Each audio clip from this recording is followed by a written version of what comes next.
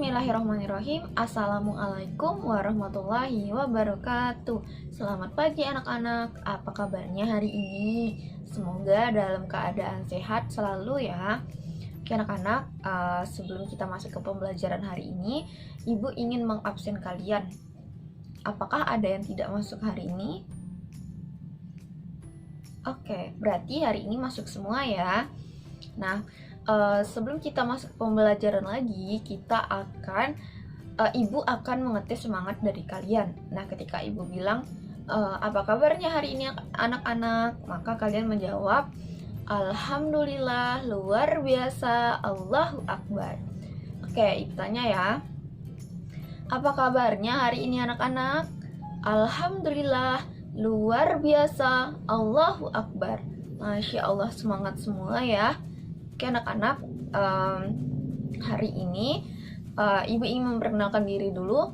Perkenalkan Ibu Fitri Wahyuni.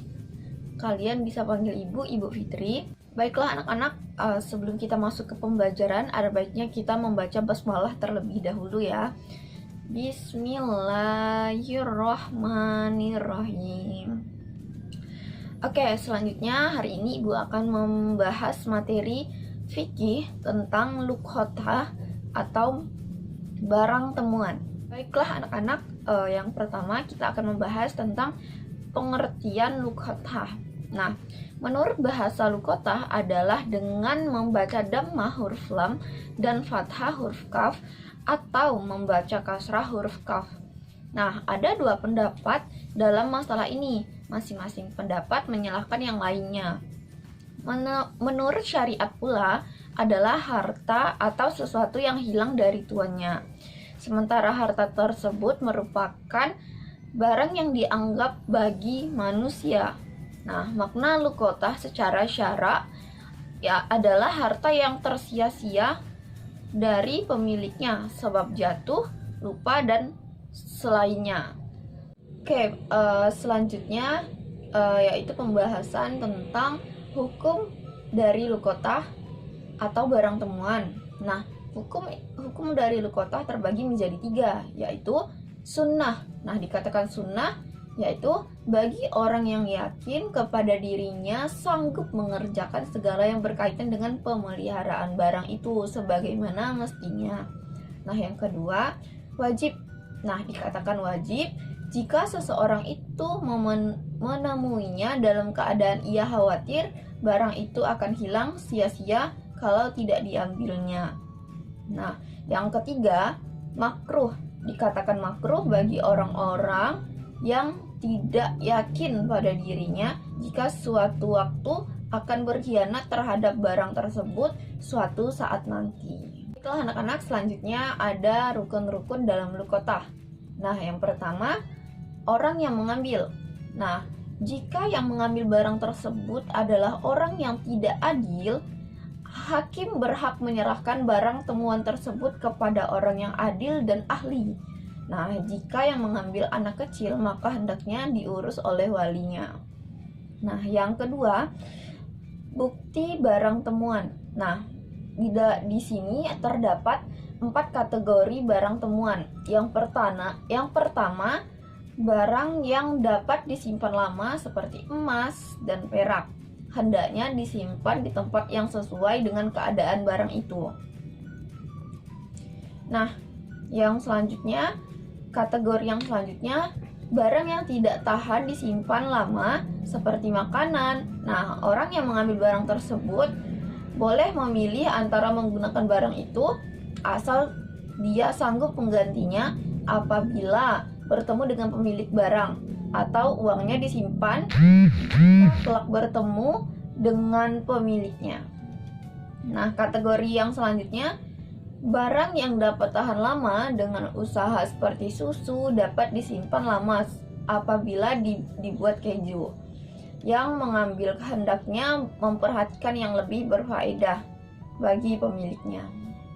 Nah, kategori yang selanjutnya, suatu yang membutuhkan nafkah yaitu binatang atau manusia, umpamanya anak kecil, Sedangkan binatang ada dua macam. Yang pertama, binatang yang kuat dan dapat menjaga dirinya terhadap binatang yang buas seperti unta, kerbau, atau kuda, lebih baik dibiarkan saja, tidak usah diambil. Nah, yang kedua, binatang lemah yang tidak sanggup menjaga dirinya, lalu mereka salah satu dari 3 cara, yaitu yang pertama, disembelih lalu dimakan dengan syarat sanggup mengganti barangnya.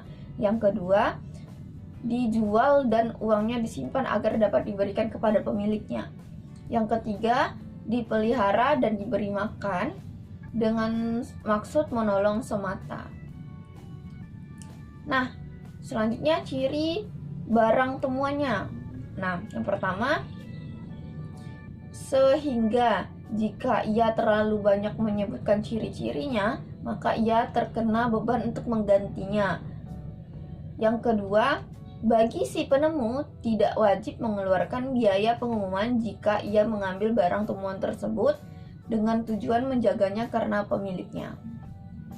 Nah, yang selanjutnya,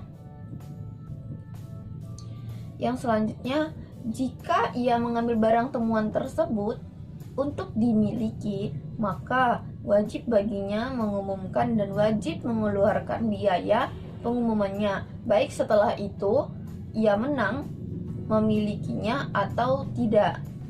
Nah, yang selanjutnya, barang siapa menemukan barang yang remeh, maka ia tidak wajib mengumumkannya selama setahun.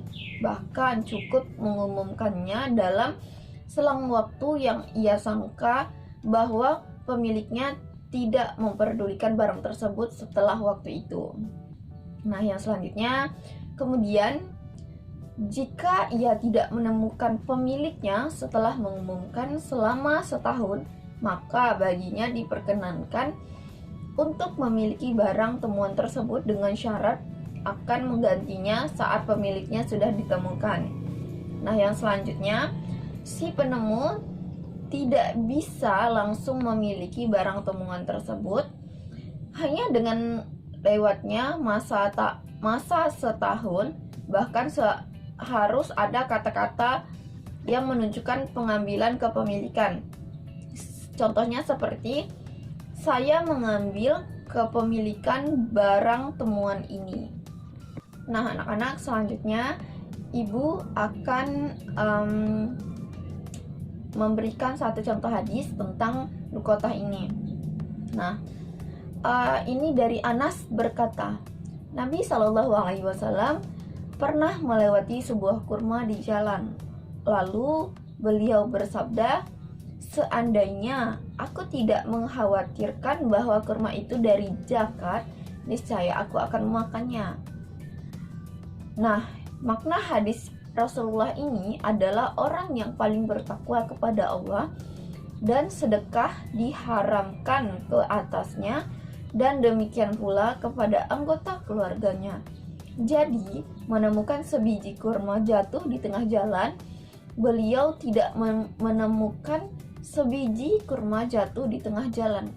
Beliau tidak memakannya karena takut kurma itu adalah harta zakat. Padahal kurma merupakan barang yang senang ditemukan dan tidak sulit mencarinya. Nah, ini jelaskan jika kurma itu bukan harta zakat, tentu beliau memakannya. Dan kurma itu bukan barang luqatah. Nah, maksud dari hadis yang tadi, yang pertama, haram memakan zakat bagi Rasulullah. Yang kedua, dibolehkan mengambil sesuatu yang tidak diambil peduli oleh orang lain dan tidak perlu mencari tahunya.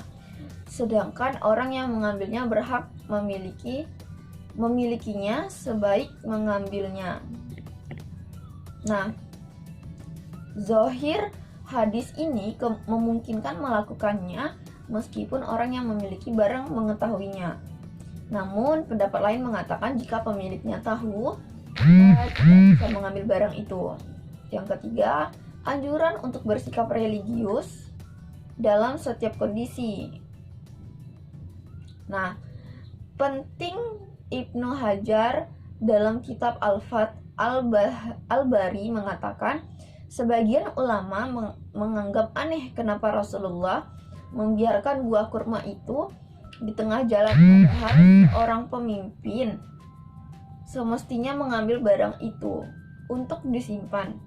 Nah, jawabannya adalah ada kemungkinan Rasulullah sebenarnya mengambilnya, karena di dalam hadis ini tidak ada sinyal yang menafikannya, atau ada pula kemungkinan beliau sengaja membiarkannya sehingga dimanfaatkan oleh orang yang menemukan dari kalangan orang yang dihalalkan memakan harta zakat. Selain itu, wajib bagi seorang pemimpin menjaga harta jika diketahui siapa pemiliknya. Namun tidak diperbolehkan mengabaikannya karena barang itu adalah berharga. Oke, baiklah anak-anak, cukup sekian pembelajaran kita hari ini. Itulah tadi materi yang dapat Ibu sampaikan. Nah, setelah ini Ibu akan memberikan 3 soal kepada kalian. Silakan dikerjakan setelah materi ini, dan bisa kalian kumpulkan melalui WhatsApp Ibu.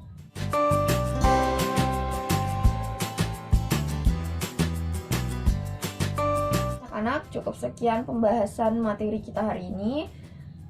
Semoga dapat dimengerti, semoga kalian mudah mengerti pembelajaran kita hari ini, dan semoga materi hari ini dapat kalian praktekkan dalam kehidupan sehari-hari. Nah, baiklah, cukup sekian dari Ibu. Sebelum kita menutup pembelajaran hari ini, baiknya kita melafazkan hamdalah. Alhamdulillahirabbil alamin. Anak-anak, cukup sekian dari Ibu. Terima kasih. Wassalamualaikum warahmatullahi wabarakatuh.